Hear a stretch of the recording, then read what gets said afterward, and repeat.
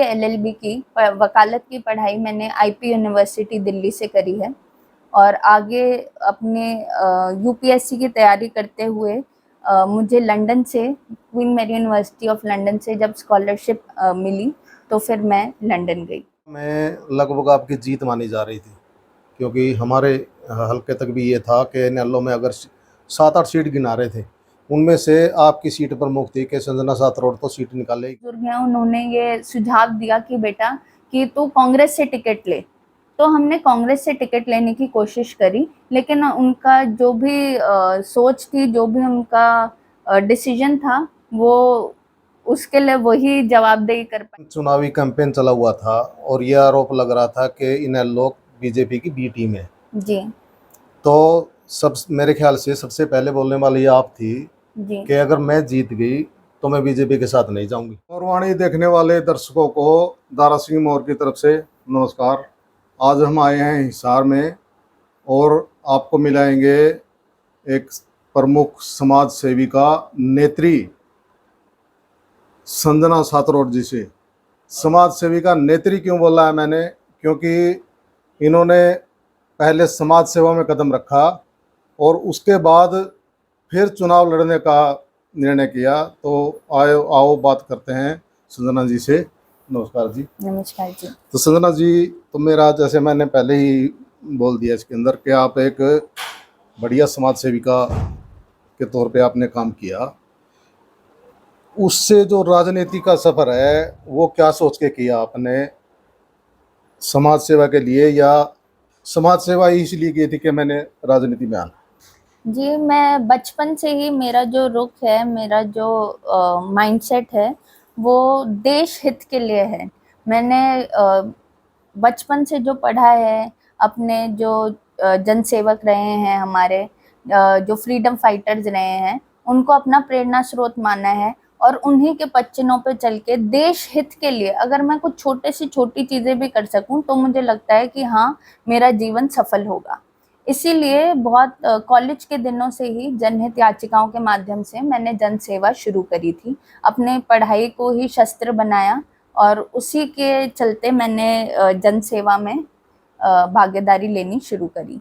जब मेरी इधर शादी हुई, मेरे जो इन-लॉज़ हैं, मेरे जो ससुर जी हैं, उन्होंने कहा बेटा अगर तेरा यही पैशन है, तुझे यही काम करना है, तो फिर राजनीति ही सही प्लेटफ़ॉर्म है। क्योंकि राजनीति एक ऐसा प्लेटफ़ॉर्म है जिससे हम लोगों के जो हक हैं, वो उन तक जल्द से जल्द पहुँचा सकते हैं। तो जैसा कि आपका नाम है संजना साथरोड, साथरोड से क्या संबंध? आप वहाँ की बेटी हो या वहाँ पर आपकी शादी हुई है? जी, बेटी मैं दिल्ली की हूँ, मेरा नवादा गाँव है और शादी मेरी ढाड गाँव में हुई है। और सातरोड इसीलिए लिखा क्योंकि मैं किसी भी तरीके से कोई भी बेनिफिट नहीं लेना चाहती थी अपने नाम के पीछे किसी गाँव का या किसी और जो नाम हमने चेंज किया, सातरोड लगाया, वो क्योंकि मुझे जातिगत पॉलिटिक्स नहीं करनी थी। कास्टिज़्म को मैं हटाना चाहती थी, इसीलिए मैंने अपने कर्म क्षेत्र सातरोड का नाम लगाया। हमारा घर सातरोड से चलता है, हमारी फैक्ट्रीज़, एजेंसीज़ जो भी हैं, वो सातरोड में स्थित हैं। इसीलिए संजना सातरोड। आपकी एजुकेशन के बारे में आप कुछ बताओगे? जी, मैंने अपनी जो स्कूली एजुकेशन है वो दिल्ली पब्लिक स्कूल से करी है और उसके बाद मैंने बीबीए एलएलबी की वकालत की पढ़ाई मैंने आईपी यूनिवर्सिटी दिल्ली से करी है और आगे अपने यूपीएससी की तैयारी करते हुए मुझे लंदन से Queen Mary University of London से जब स्कॉलरशिप मिली तो फिर मैं लंदन गई। बरवाड़ा से जो आपने इलेक्शन स्टार्ट किया, मेरे हिसाब से आपने कैंपेन किया था निर्दलीय के तौर पे, जी और आपने चुनाव लड़ा इनेलो के टिकट पर, जी और पता लगा कि आप कांग्रेस का टिकट चाह रही थी। जी तो कांग्रेस की क्राइटेरिया में क्यों नहीं फिट बैठे आप? जी, तो जब मैं इधर आई थी तो अनेकों धरनों पे जाना हुआ था। जैसे तलवंडी राणा के सड़क के लिए धरना था, ये जो खेदड़ पावर प्लांट है उसके मजदूरों का धरना था, टीचर्स का धरना था, दूरदर्शन का धरना था। तो इतने धरनों पे जा जाकर मुझे लगा हम आवाज़ उठा तो रहे हैं पर वो आवाज़ सुन कौन रहा है? तो वो आवाज़ सुनने के लिए हमने राजनीति में आने का फैसला किया।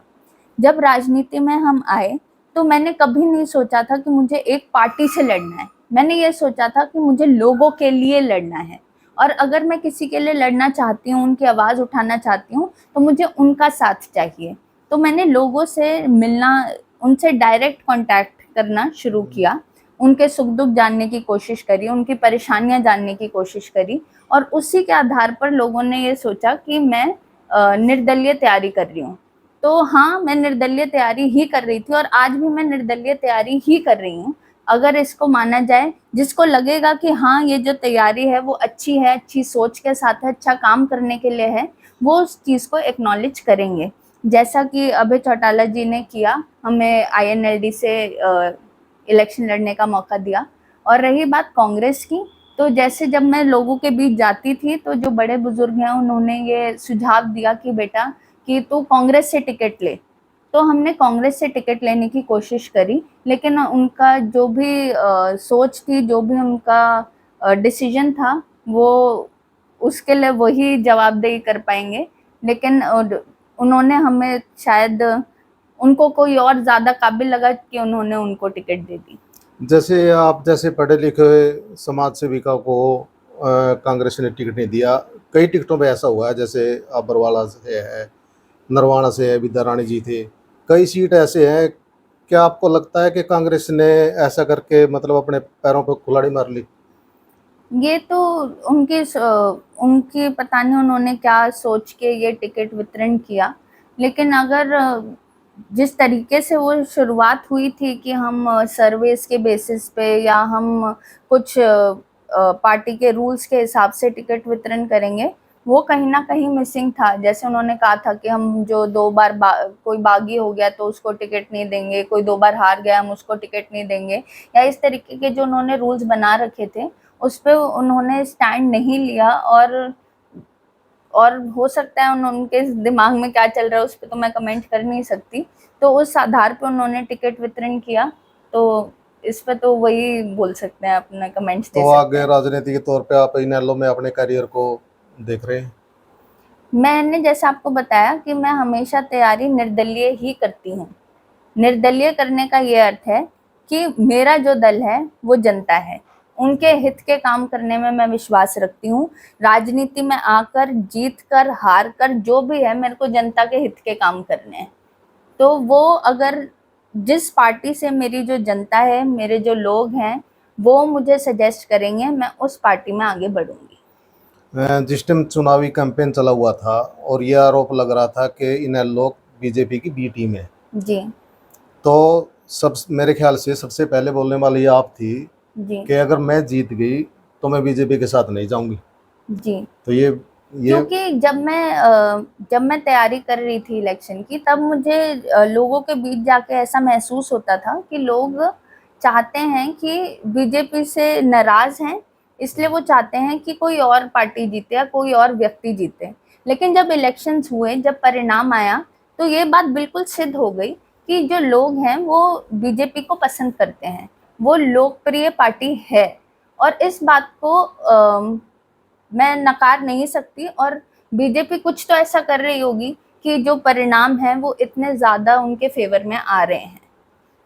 तो अब जो नई सरकार बनी है, सरकार तो चलो पिछले 10 साल से चल रही है। जी। अब जैसे अभय सिंह चौटाला जैसे अगर आदमी को धमकी मिले तो कानून व्यवस्था पर क्या विचार आपके हरियाणा की कानून व्यवस्था के बारे में?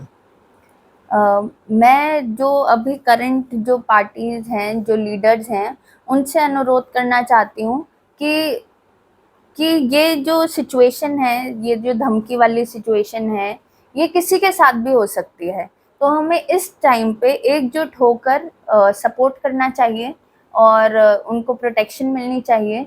और साथ ही जो भी ये सिंडिकेट्स चला रहे हैं, उनसे या तो बैठ के बात होनी चाहिए या उन पे एक्शन लेना चाहिए। बरवाला में लगभग आपकी जीत मानी जा रही थी, क्योंकि हमारे हल्के तक भी ये था कि इनेलो में अगर 7-8 सीट गिना रहे थे, उनमें से आपकी सीट प्रमुख थी कि संजना साथरोड तो सीट निकालेगी। जी। आप तीसरे नंबर पे रहे। क्या आप अब भी बरवाड़ा की जनता से नाराज हो, या अब बरवाड़ा की जनता में आप अब भी बीच में काम कर रहे हो? जी, मैं नाराज़गी बिल्कुल नहीं जताऊँगी, भले ही वोट कम आए हों, मुझे आशीर्वाद, प्यार, समर्थन भरपूर मिला है।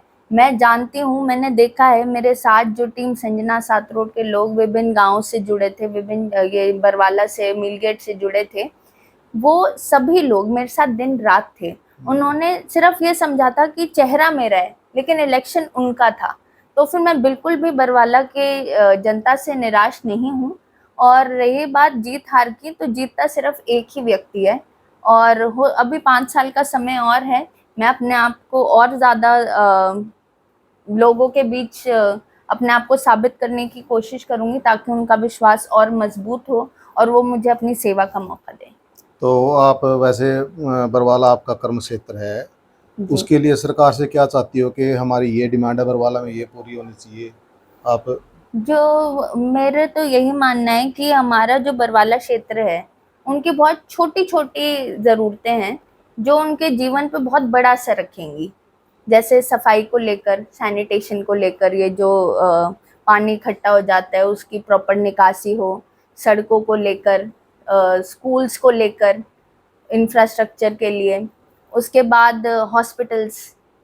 तो ये जो बेसिक नेसेसिटीज़ हैं, बुनियादी ज़रूरतें हैं, वो अगर लोगों तक पहुँच जाएँ तो उनके जीवन में बहुत बड़े-बड़े बदलाव होंगे। और एक और जो बहुत बड़ी समस्या है बरवाला के हर एक गाँव में जो देखने को मिलती है, वो ये है कि दस्तावेज़ की समस्या। कोई मतलब बहुत सारे दस्तावेज़ हैं, ration card, pension card, family ID, फलाना-ढिमकाना बहुत कुछ है और अगर उनमें से एक भी पेपर मिसिंग होता है, उन लोगों को बहुत दिक्कतें आती हैं। तो एक ईज़ी वे आउट हो ताकि जो कम पढ़ी-लिखी जनता है, उनकी ये जो जीवन है वो सरल हो पाए।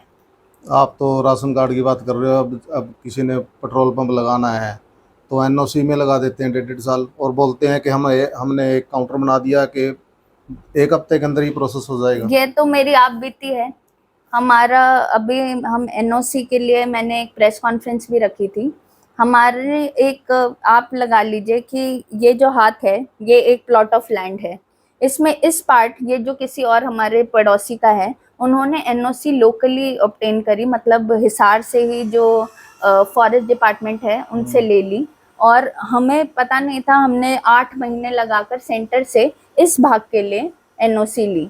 अब बचा बीच का भाग। इसके लिए हमें एनओसी चाहिए क्योंकि हमारा उद्योग है उसमें हम अभी 75 लोग हमारे अंडर काम करते हैं। अगर वो एनओसी मिलती है तो आगे लाइसेंस जब बढ़ता है तो 300 लोग भी काम कर सकते हैं। तो उस एनओसी के लिए अब हमें बोला जा रहा है कि आप फिर से सेंटर से लें, बल्कि जब हमारे लगता हुआ प्लॉट जो है उनको एनओसी लोकली मिल चुकी है और वहीं हमें बोला जा रहा है कि आप 8 महीने और लगाएं, सेंटर से लेकर आएँ। तो ये जो बेबात का विलंब हो रहा है, उसके लिए तो मैंने खुद प्रेस कॉन्फ्रेंस करी थी कि अगर मुझ जैसे व्यक्ति के साथ जो इतना ज़्यादा बुलंदी से औरों के लिए आवाज़ उठाता है, अगर उसके साथ इस तरीके का शोषण हो रहा है, तो तो और आम आदमी लोगों के साथ और भी होगा। तो ये थे हमारे युवा नेत्री के विचार। नमस्कार। नमस्कार।